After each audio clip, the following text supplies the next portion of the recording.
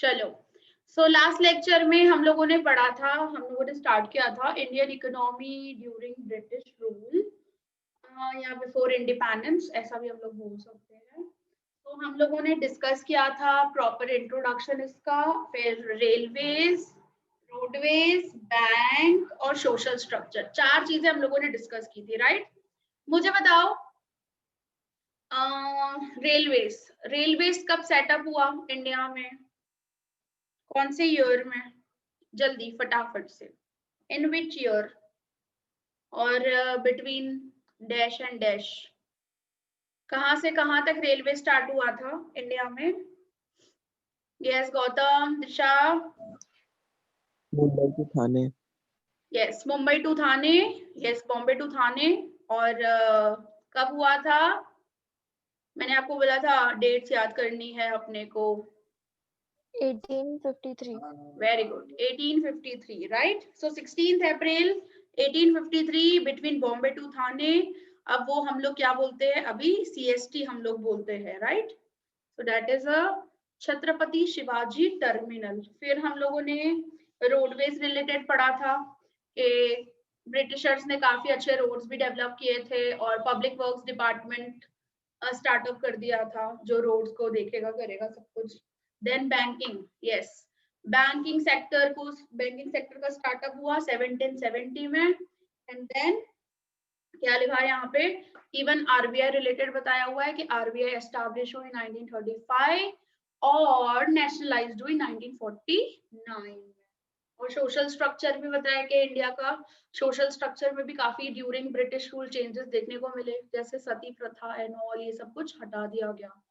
तो ये William Bentinck और कुछ अच्छे ब्रिटिशर्स भी थे जिन्होंने मदद किया था और ये सब रिफॉर्म्स, ये सब चेंजेस ले आए थे। ठीक है, तो यहाँ तक हम लोगों ने लास्ट लेक्चर में किया था। अब हम लोग आगे बढ़ते हैं। नेक्स्ट आ जाता है आपका एग्रीकल्चर। सो एग्रीकल्चर में तो आपको पता है कि कितना ज्यादा हाई रेवेन्यूज वगैरह चार्ज किया जाता था फ्रॉम द फार्मर्स। लगान मूवी, राइट। तो हम लोग, मैं यहाँ पे हेडिंग डालती हूँ agriculture 7.2.5। So that is your agriculture. तो एग्रीकल्चर में क्या था, कौन सी मूवी याद रखनी अपने को, लगान। इस मूवी में बताया ना सब चीजें, कैसे क्या चार्ज करते थे, हाई रेवेन्यूज। और even during British rule India सिर्फ क्या बन के रह गया था, only suppliers of raw material.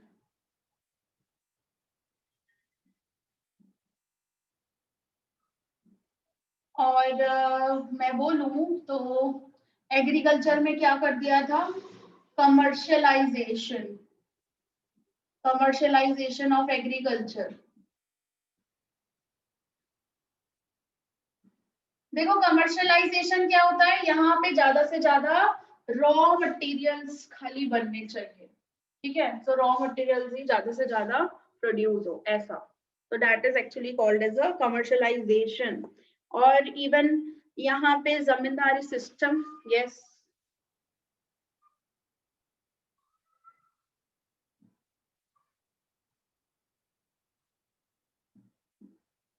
देखो जमींदारी सिस्टम में ना 2 चीजें होती थी, 2 पैटर्न्स होते थे।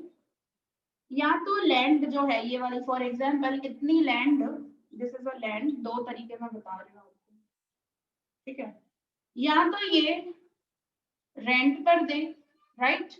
या तो क्या करते थे, जो स्मॉल फार्मर्स है उनको, जो स्मॉल फार्मर्स होते थे उनको क्या रखते थे, एज अ, उनको रखते थे भाई फॉर द कल्टीवेशन, के उनको रिक्रूट करते थे कि फार्मर्स को यहाँ तो क्या करेंगे, सिलेक्ट करेंगे कि भाई वो कल्टीवेट करें। जमींदारी सिस्टम में ऐसे दोनों चीजें होती थी, या तो क्या करते थे जमीन रेंट पे देते थे, या तो जमीन पे जो स्मॉल फार्मर्स होते थे ना, स्मॉल फार्मर्स, तो उनको हम लोग सिलेक्ट करते थे और पर्टिकुलरली क्या होता था, उनको हम लोग थोड़ा बहुत देते थे, उनका जितना बनता था वेजेस वगैरह। और इसमें तो क्या हो जाता था, उनको रेंट क्या देना पड़ता था, पूरा का पूरा प्रोडक्शन। जितना भी प्रोडक्शन करो वो पूरा तो रेंट दे देना पड़ता था जमींदारी। ये एक्सप्लॉइटेशन, इस तरीके से एग्रीकल्चर सेक्टर में क्या किया जाता था, एक्सप्लॉइटेशन किया जाता था। फिर देखो क्या लिखा है, Indian agriculture suffered from high revenues, the system of zamindari system, that is a landlordship, and the other acts of the Britishers. So there was exploitation of several types, and the poverty in this sector started increasing. Garibi shuru hoti gayi bhai.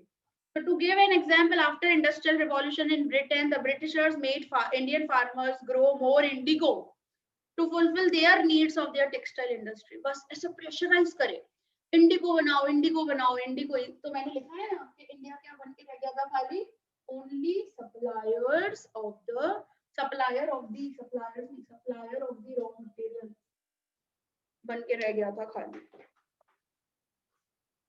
So however, if the farmer had take a loan, अब उसको loan लेना पड़ता था क्योंकि Indigo grow करो, इस तरीके से ब्रिटिशर्स प्रेशर डालते थे। तो इंडिगो कैसे वो ग्रो करे, तो उसको लोन लेना पड़े, क्योंकि इन्वेस्टमेंट पैसे भी तो नहीं होते थे उनके पास। तो क्या कर दिया जाता था, लोन लिया जाए, और लोन लिया जाए तो इतना ज्यादा हाई रेट ऑफ इंटरेस्ट उनको पे करना पड़ता था। So incurred losses, बहुत सारे losses होते थे, and the British government did not waive off their loans, and the farmers start incurring and accumulating debts. उनके ऊपर क्या होता था, कर्जा पे कर्जा चढ़ता जाता था। तो इस वजह से ना ऐसा भी बोला जाता है कि poor farmer born in a debt, lives in a debt and dies in a debt। जो गरीब बेचारा फार्मर लोन दे, फिर अभी ये डेट को फॉर एग्जांपल 2 दिन के बाद मैं पैसा ठीक है दे दूंगा, लेकिन उनके पास कुछ बचता ही नहीं था। वो तो जैसे जैसे समझ लो इंडिगो ऐसा ही दे देते तो उनको फायदा कहाँ से होगा, फायदा नहीं होगा तो वो इंटरेस्ट कहाँ से देंगे, फिर से और डबल रेट ऑफ इंटरेस्ट उनके ऊपर चढ़ता जाता था। क्योंकि पहले के टाइम पे प्राइवेट मनी लेंडर्स हुआ करते थे ना, शाहूकार लोग और ऐसे जो बिग फार्मर्स वगैरह, उनसे लोन लिया जाता था और मनी लेंडर्स से लिया जाता था, फ्रॉड्स और शाहूकार लोग। और वो लोग तो इतने खराब होते थे, इतने खराब, बहुत ज्यादा रेट ऑफ इंटरेस्ट चार्ज करते थे और मैनिपुलेशन भी करते थे। मतलब क्योंकि चिट्ठी भी थी, वो चिट्ठी चलती थी, फिर कुछ अता पता नहीं होता था, ना ही वो चिट्ठी दे कुछ भी दे, फिर इंटरेस्ट पे इंटरेस्ट डबल चार्ज करे, ऐसा सब कुछ करते थे बहुत ज्यादा। सो यहाँ पे मैं लिख सकती हूँ कि high rate of interest on loans, ये वाली पॉइंट मैं लिख सकती हूँ, high rate of interest on loans, and therefore poor farmer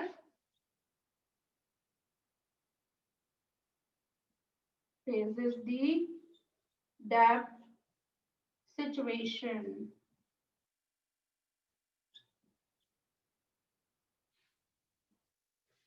समझे, तो ऐसी हालत थी, आपको पता है उस वक्त ये एग्रीकल्चर सेक्टर में।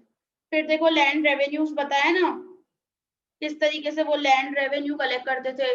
अरे पूरा का पूरा ये जो लैंड जमीन दी ना, जितना भी प्रोडक्शन हुआ ना सारा दे देना पड़ता था, अपने लिए बस थोड़ा सा खाली बचाते थे और सब दे देना पड़ता था। वो लगान मूवी में दिखाया नहीं है कि उनका वो सब माफ कब होगा, उनकी लगान कब माफ होगी, जब वो क्रिकेट मैच जीतेंगे। तो वो ऐसे मैच रखी थी उस वजह से, तो जाके उनका वो माफ होगा, नहीं तो उनको सब कुछ दे देना पड़े। और अब एक तो बारिश के ऊपर, पहले तो है ना प्रॉपर इरिगेशन भी नहीं होता था और अच्छे से टूल्स टेक्निक्स भी नहीं होते थे, बुलडॉग कार्ट्स हम लोग यूज करते थे, देन प्रॉपर तरीके से पेस्टिसाइड्स, केमिकल फर्टिलाइजर्स, ऐसी सब चीजें भी नहीं हुआ करती थी एग्रीकल्चर में। तो क्या करे, कैसे प्रोडक्शन करे, और मॉनसून अब उनके लिए प्रार्थना करनी पड़ती थी, फिर भगवान को मनाना पड़ता था, तो बारिश पड़ती थी तो जाके हम लोग खेती कर पाते थे इंडिया में। और फार्मर्स बेचारे तो बाकी कैसे कर पाए, तो फिर जितना भी प्रोडक्शन हुआ सब दे दो उनको। बहुत बहुत गंदी तरीके से एक्सप्लॉइट करते थे ये ब्रिटिशर्स, बहुत गंदी तरीके से। तो यहाँ पे नेक्स्ट आ जाता है, that is land revenues. So the East India Company got the right to collect land revenue from the kings in India. So kings को बोला गया था उनसे वो collect करेंगे। With that also got the rights to collect land revenues from the owners of the farming lands. और जो lands जिनकी है ना उनसे भी collect किया जाएगा revenue. So later on the British government collect land revenue from the farmers through the zamindars. फिर बाद में क्या हो गया, ये जमींदारी सिस्टम चलने लगा ना, जो बड़े बड़े जमींदार होते थे, मतलब जिनकी जमीनें होती थी, जो ओनर होते थे, उनसे लेते थे, ठीक है। अब ये जमींदार इनके ऊपर प्रेशर डाले और जमींदारों के ऊपर ब्रिटिशर्स प्रेशर डाले। ये मतलब जमींदार भी खराब होते थे बहुत, और ऊपर से ब्रिटिशर गवर्नमेंट तो खराब ही है एकदम। So the government punish the farmers, और पनिश करते थे जो फार्मर्स बेचारा नहीं पे कर सके रेवेन्यू वगैरह। और ऐसी ऐसी पनिशमेंट्स होती थी, बाय कन्फिस्केटिंग देयर लैंड, या तो उनकी जब्त कर देते थे जमीनें, या तो बहुत ज्यादा फाइन चार्ज करते थे, एंड सो ऑन। ऐसा सब कुछ, मतलब इतना गंदे तरीके से ट्रीट करते थे बेचारे फार्मर्स, छोटे छोटे फार्मर्स, स्मॉल फार्मर्स, बेचारे गरीबी, इतनी गरीबी उन लोगों ने, बेचारों ने देखी। तो land revenues were as half of the produce of the farmers. मैं बोल रही हूँ ना आपको, बस छोटा सा हिस्सा जो भी प्रोडक्शन किया उन्होंने, ठीक है, वो अपने पास रखेंगे अपने खाने पीने के लिए, बाकी का पूरा का पूरा, जैसे ऐसे समझ लो 70-80% तो पूरा का पूरा उनको एज अ रेवेन्यू दे देना पड़ता था लैंड के ऊपर। जस्ट सोचो कैसी हालत, ऐसा सब कुछ था ब्रिटिशर्स के टाइम पे। और फिर आ जाता है हाई रेट ऑफ टैक्सेस।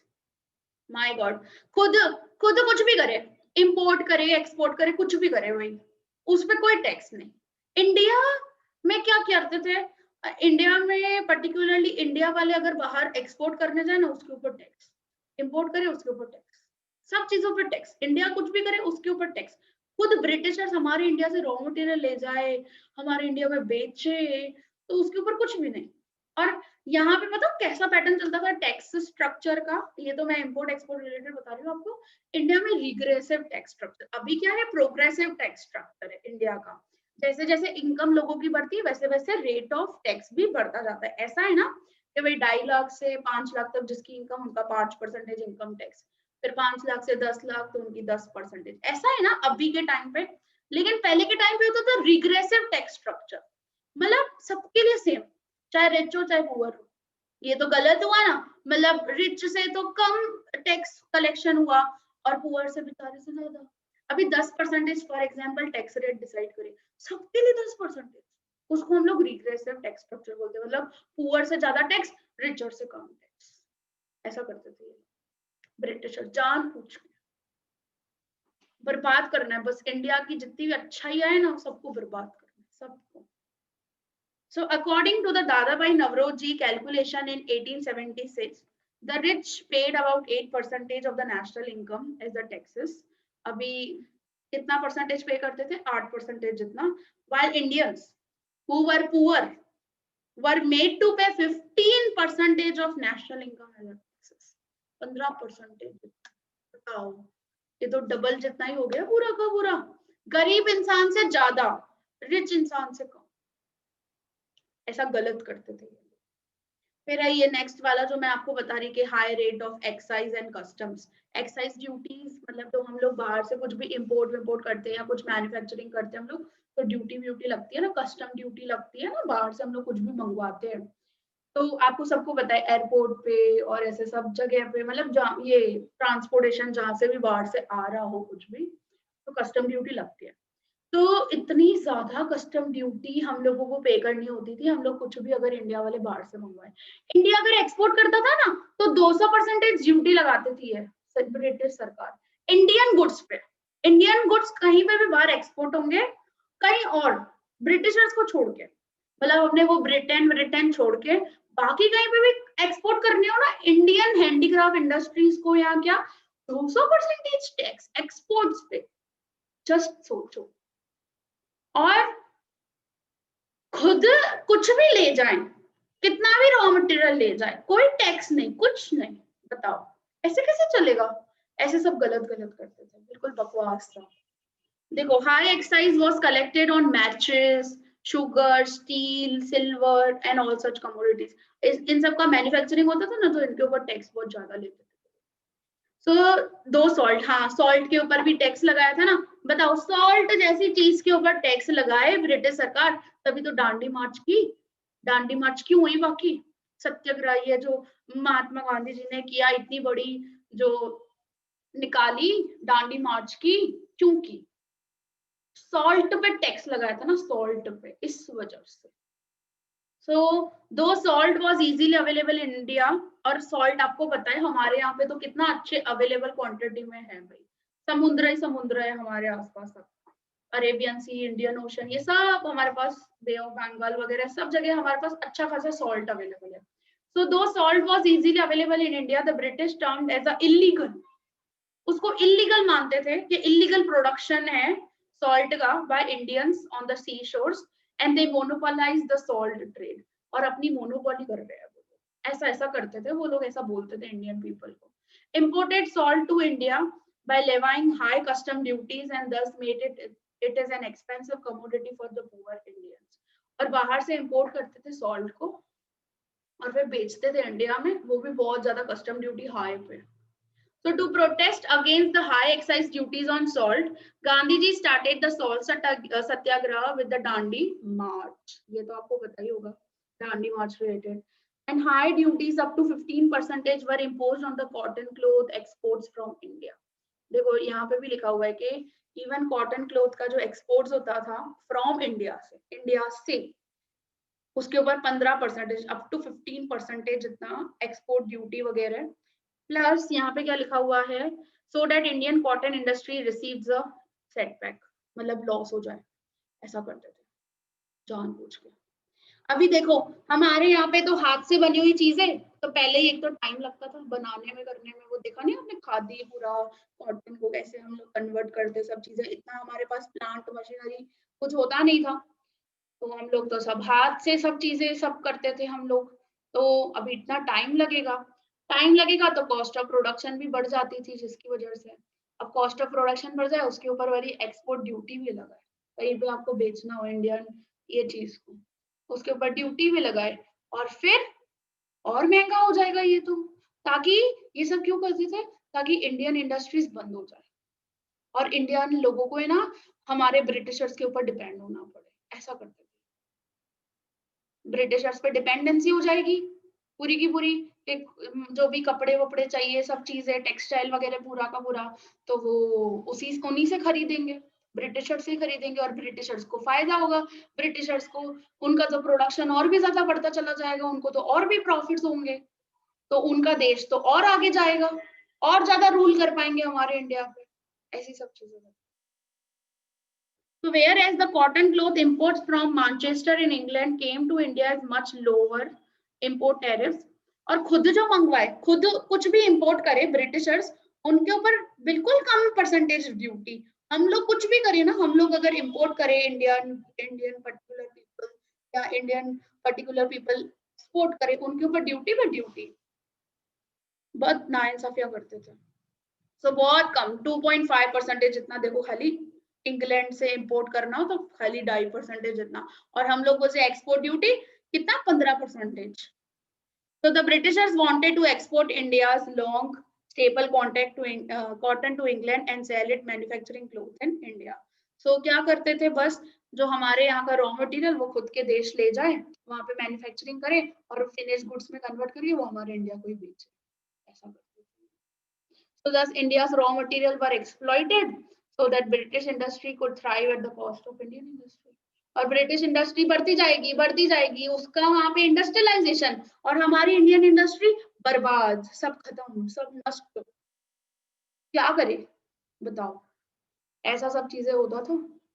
फिर यहाँ पे नेक्स्ट बताया है इंडस्ट्रियल पॉलिसी। अब इंडस्ट्रियल पॉलिसी यहाँ पे क्या बताया कि the period from 1750 to 1830 was the period of industrial revolution. East India Company had by that time started establishing rule in India. उसी टाइम पे ईस्ट इंडिया कंपनी ने 1757 से उसने रूल करना स्टार्ट कर दिया, वो वेस्ट बंगाल से शुरू किया था, वहां पे बैटल ऑफ प्लासी लड़ा था और फिर जीत गया था, तो उसने रूल करना वहां से धीरे धीरे एक स्टेट को धीरे धीरे एक्वायर करना, एक राज्य को। So and in 1858 the Britishers government established its rule. British फिर 1858 से ईस्ट इंडिया कंपनी चली गई, फिर 1858 से ब्रिटिशर्स ने वो किया, रूलिंग करना स्टार्ट किया। So the British government adopted a policy that made the Indian investor lose confidence. ऐसी खतरनाक की इंडस्ट्रियल पॉलिसी बनाई इन्होंने, अब बेचारा इंडियन जो भी पर्टिकुलर उसको फैक्ट्री लगानी हो, उसको इंडस्ट्री खोलनी हो, बेचारे इंडियन को, वो तो कर ही नहीं सके कुछ। कॉन्फिडेंस एकदम लो, कैसे करे, कैसे एस्टैब्लिश करे, ऐसी गंदी वाली इंडस्ट्रियल पॉलिसी बनाई। So the development of Indian industries were loop-side in character in the sense that only some light and consumer goods industries were started and no attention was given to machine manufacturing and heavy engineering, chemical industries and other basic key industries. मतलब जो बड़ी बड़ी machineries वाली जो industries होती थी ना, chemical वाली, उन सबको स्टार्ट नहीं करने का इंडिया में ऐसी इंडस्ट्रियल पॉलिसी बनाई। प्लस तो छोटी मोटी ठीक है, कोई कंज्यूमर गुड्स रिलेटेड कोई इंडस्ट्री हो तो ठीक है, बाकी बड़ी बड़ी हैवी बेसिक स्केल वाली इंडस्ट्रीज को तो स्टार्टअप ही नहीं करते। तो the policy was to send, policy क्या बनाई? The policy was to send raw material from India to Britain and sell goods made in Britain to India. Policy इसी गंदी वाली कि रॉ मटेरियल इंडिया से ब्रिटेन जाए, ब्रिटेन में वो बने, वो रॉ मटेरियल को फिनिश गुड्स में ऐसे कपड़े वपड़े में कन्वर्ट करे, वो ड्रेस वगैरह में, और फिर वो ब्रिटेन वाले गुड्स इंडिया में बिके। तो हमारी इंडस्ट्री, हमारी इंडस्ट्रीज का क्या? हमारी cotton industry, jute industry, iron steel industry, ऐसी सब इंडस्ट्रियां तो कहाँ चली जाएंगी? बंदी हो जाएंगी ना। और हमारे यहाँ पे तो मशीन वाली और ऐसे सब वाली इंडस्ट्री स्टार्टअप ही नहीं करने थे। छोटी मोटी ठीक है, बाकी मशीनरी बेस्ड और ऐसी वाली बड़ी स्केल पे इंडस्ट्री स्टार्टअप ही नहीं करने थे। तो हम लोगों का कॉस्ट ऑफ प्रोडक्शन कैसे कम होगा? क्योंकि जितना मशीनरी बड़ा होता है उतना कॉस्ट ऑफ प्रोडक्शन कम होता है ना हमारा। पर्टिकुलरली खुद के देश में इंडस्ट्रियलाइजेशन, हमारे देश में बर्बादी करना इंडस्ट्रियलाइजेशन का, ऐसे सब कारनामे बढ़े थे इन लोगों ने, ऐसी पॉलिसियां बनाती थी ये ब्रिटिशर्स। फिर इकोनॉमिक एक्सप्लॉइटेशन बताया, in order to benefit their own economy, खुद को फायदा होना चाहिए। The East India Company and the later British government adopted policies and exploited Indian resources and promoted British industries. खुद के देश में इंडस्ट्रियल रिवॉल्यूशन और इंडियन हमारी इंडस्ट्रीज को भी बर्बाद, इन और पर्टिकुलर एग्रीकल्चर को भी बर्बाद। कैसे? हाई टैक्स रेवेन्यूज चार्ज कर करके, लगान इतना इतना ज्यादा लगान लेते थे, मतलब सब पूरा बर्बाद करो। जितना बस जितना अच्छी अच्छी चीजें थी ना, सब हमारे देश ब्रिटेन में ले जाओ, ब्रिटेन में ले जाओ, सब बस ऐसा हालत कर दिया था बेचारे हम हमारे इंडिया का इन लोगों ने। फिर है एक्सप्लॉइटेशन ऑफ आर्टिसंस, तो बेचारे जो आर्टिस्ट लोग होते थे, वो जो पॉट ये वो सब चीजें बनाते थे, हैंडीक्राफ्ट वगैरह जो भी चीजें होती थी, उनमें भी ऐसा सब कुछ, उनमें भी बहुत ज्यादा ड्यूटीज लगाई जाती थी। तो East India Company exploited artisans by obtaining goods from them, उनसे गुड्स से सस्ते में खरीद के बाहर दूसरे देशों में महंगे महंगे में बेचेंगे, खुद को ज्यादा फायदा। them goods from them at up to 15% to 40% lower prices, देखो लिखा हुआ है ना, 15 से 40% भाव कम करके उनसे लेते थे और पूरे दुनिया में बेचते थे बहुत ज्यादा ज्यादा प्राइस। और इंडिया की तो आपको पता ही है कितना अच्छा हाथ है और कितना आर्टिसंस और ये सब कितना अच्छा था हमारे इंडिया का, and made high profits. Besides, after British government rule, they started selling in India cheap goods manufactured in England. England में जो सबसे चीप क्वालिटी के और चीप गुड्स जो बनते थे ना, वो इंडिया में बेचते थे, वो भी हाई प्राइस पे। इसकी वजह से स्मॉल स्केल इंडस्ट्रीज भी क्या हो जाए, खत्म हो जाए। मतलब चीप, जैसे अभी चाइना करता था, चाइना भी यही करता था पर्टिकुलरली, है ना, इंडिया में सब चीजें सस्ती सस्ती सस्ती सस्ती बेचता था। तो हमारी इंडियन इंडस्ट्री में मोबाइल में कोई आया ही नहीं आगे, आपको पता है ना, सारे फोन सब बाहर के, चाइना के, जस्ट आधे से ज्यादा तो वही है, राइट। बाकी ठीक है, एक साउथ कोरिया है और एप्पल फ्रॉम अमेरिका है। बाकी तो जनरली आप वीवो, ओप्पो, ये एमआई जितना भी आप देखोगे, सब क्या है, सस्ते सस्ते में सब। हमारे इंडियन ऑटोमोबाइल में तो कुछ, ऑटोमोबाइल को नहीं आगे बढ़ने दिया पर्टिकुलरली, फिर मोबाइल्स में नहीं आगे बढ़ने दिया।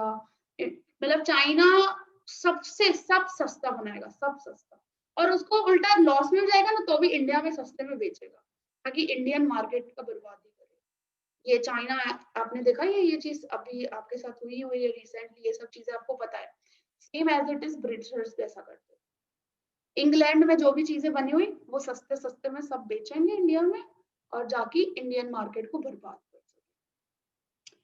फिर है इन्वेस्टमेंट पैटर्न। सो ब्रिटिशर्स ने वही इन्वेस्टमेंट किया जिससे उनको फायदा हुआ भाई, उन्होंने पैसा वहीं पे लगाया, जैसे रेलवेज मैंने आपको बताया, तो वो खुद ही यूज करते थे अपने लिए, हम इंडियन को यूज नहीं करने देते थे ब्रिटिश।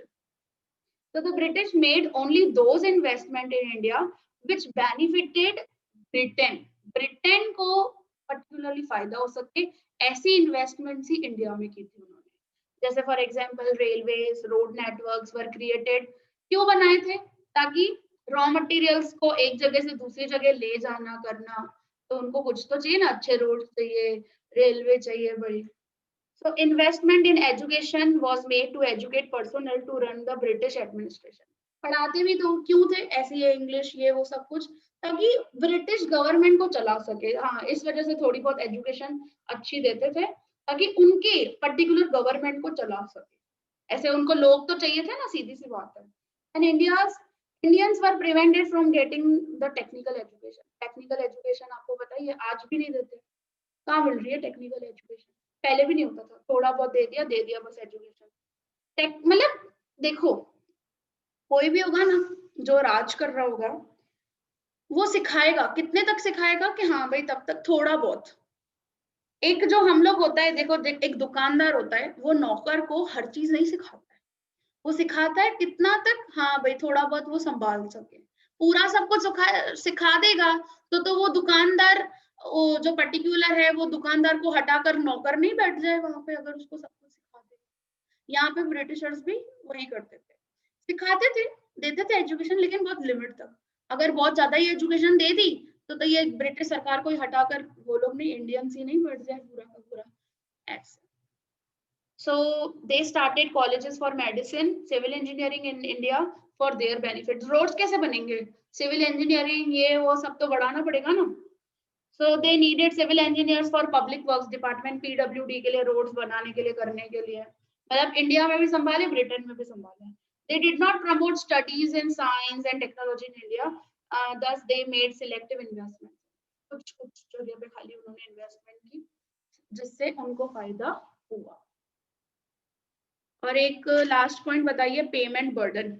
अभी खुद जो भी पेमेंट करना होता था ना, वो हमारे इंडियन जो ट्रेजरी होता था ना, खजाना इंडियन, उसमें से पेमेंट की जाती, जो भी भरना पड़ता था।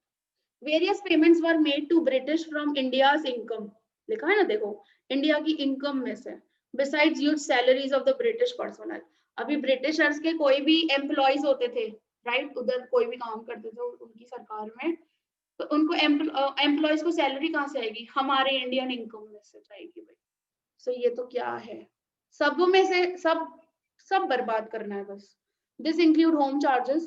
There was a huge amount of money which India paid towards the administration, maintenance of army, war expenses, pension to the retired officers. ये सब बचा के रखा था पर्टिकुलर इंडिया ने, बट ये सब चीजें इसमें चली जाती थी। वो ब्रिटिशर्स पर्सोनल होते थे ना, ब्रिटिशर्स एम्प्लॉयज होते थे, उनको salary and other expenses accrued by the British towards maintenance of her colony. सब ब्रिटिशर्स जितने भी ये ब्रिटिश पर्टिकुलर एक्सपेंसेस करते थे, वो पूरा का पूरा इंडियन खजाने में से किया जाता था। मतलब इंडियन, हम लोग उसको बोलते हैं होम चार्जेस, वो बोला जाता है। So these were known as a home charges. The home charges were made for the three components, तीन components, that is interest payments for the debts incurred in maintaining Indian colony, interest on the railways, and civil and military charges. तो यहाँ पे just बताया हुआ है कि जो भी हम लोगों ने मतलब बाहर से हम लोगों ने कुछ लोन वगैरह लिया तो उसका इंटरेस्ट पे करने के लिए, फिर रेलवे को मेंटेन करने के लिए, सिविल या मिलिट्री को मेंटेन करने के लिए, ये सब के लिए हम लोग पर्टिकुलर क्या रखते हैं, अमाउंट, कुछ मनी रखते हैं, राइट, ताकि हम लोग के पास रहे कि हम लोग इंटरेस्ट पे कर सके, कितना भी लोन लिया है इतना। बट ये सब अमाउंट कहाँ पे यूज होता था? ये ब्रिटिशर्स यूज करते थे। So finally, when Britishers left in India in 1947, Indian agriculture, industry, trade were devastated. खत्म हो चुका था सब। इंडियन एग्रीकल्चर खत्म, इंडियन इंडस्ट्रीज खत्म, इंडियन ट्रेडिंग खत्म। A country which was once highly prosperous was impoverished. Improve क्या लिखा है? Impoverished.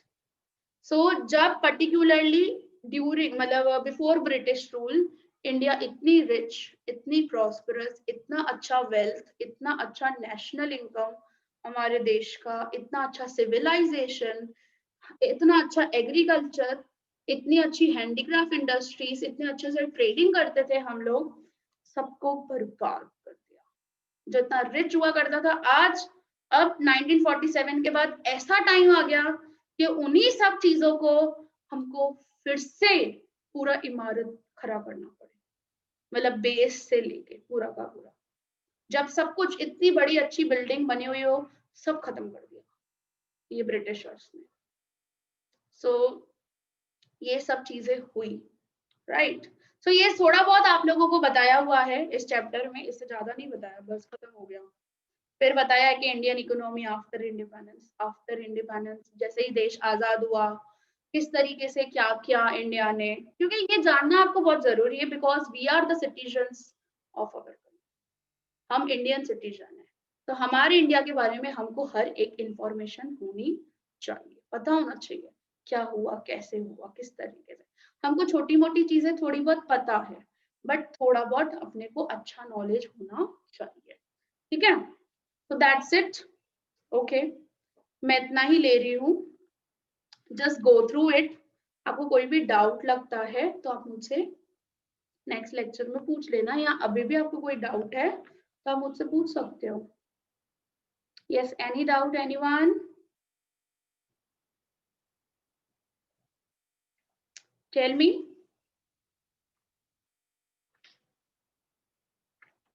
यस,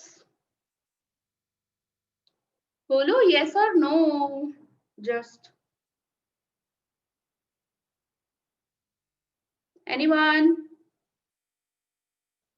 नो, कोई डाउट नहीं, सबको सब कुछ समझ में आ गया?